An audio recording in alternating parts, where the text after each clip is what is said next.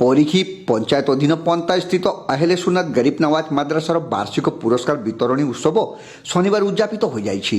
उद्यापनी संध्यारे मुख्य अतिथि भाव अग्रणी सामाजिक संगठन गीतांजलि पीस फाउंडेशन अध्यक्ष एस गीतांजलि जोग देई छात्र छात्री मानकु पाठ पढ़ी भल मनीष हेबा पई परामर्श देथिले। तत्सहित मद्रासा पाठ पढ़ुथिबा छात्र छात्री माने विज्ञान कला और वाणिज्य विभाग में किभଳି अधिक अध्ययन करिपारिबे से संपर्क में उल्लेख करथिले। देशर विकास में गवेषणा और नूतन ज्ञान कौशल आवश्यकता रही बोली एही अवसर में श्रीमती गीतांजलि कहिथिले।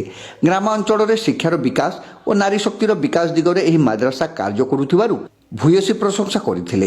एही अवसर में कृति छात्र छात्री मानकु मुख्य अतिथि पुरस्कार प्रदान करथिले। आगामी दिन में मद्रासा छात्र छात्री मानकु उन्नति पई यथासंभव साहाय्य सहयोग करिए बोली श्रीमती गीतांजलि प्रकाश करथिले।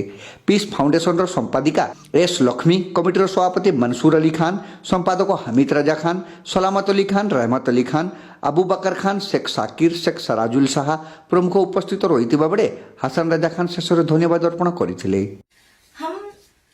एक गृहस्थ जीवन से यहाँ तक पहुंचे तो आप लोगों के पीछे मम्मी पापा हैं, लेकिन एक बात याद रखिएगा, सबसे पहले गुरु हमारे भगवान होते हैं पहले, लेकिन भगवान तो हमें दिखते नहीं है ना। हम तो दिखते हैं भगवान है करके हम सब समझते हैं, लेकिन हमारे माता पिता कौन है? माता पिता ही हमारे भगवान है, क्योंकि वो वही पहले होते हैं, वो हमारे जन्मदाता है। जब हमें बाहर लाते हैं दुनिया में तब उन्हीं के सहारे हम इस दुनिया को देखते हैं।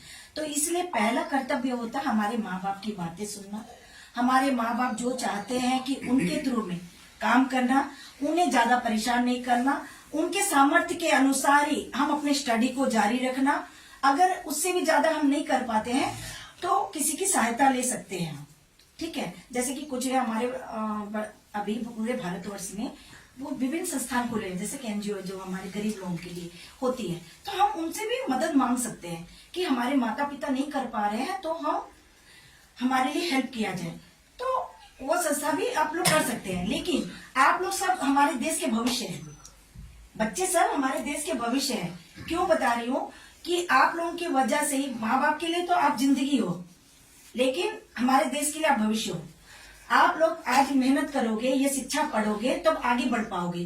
किस तरह? जैसे कि आज किसी को आपको इच्छा होती है, कभी किसी को है ना बच्चे कि हमें डॉक्टर बनना है, हमें इंजीनियर बनना है। आप यूट्यूब में देखते हो, टीवी में देखते हो, कोई जैसे फिल्म के अभी आजकल फिल्म में देखते हो, तो हम लाइफ स्टाइल जो देखते हैं तो हमें भी इच्छा होती है ना कि उस तरह बनना है, हमें उस तरह करना है, हमें आगे जाना है। तो ये कोऑपरेटिव अगर माँ बाप करते हैं तो बच्चों को बिल्कुल आंख बंद करके आगे बढ़ना चाहिए। आपको जिसमें खुशी मिलती है उसी में जाओ, चाहे आपको डॉक्टर बनना है, इंजीनियर बनना है, या आपको कोई नेता बनना है तो उसमें आप बाद में जा सकते हो, लेकिन पढ़ाई कंपलसरी है। अगर आप पढ़ाई नहीं करते हो कम्प्लीटली तब आप आगे नहीं बढ़ पाओगे। इसीलिए शिक्षा बहुत जरूरी है। शिक्षा ही हमारा जीवन है।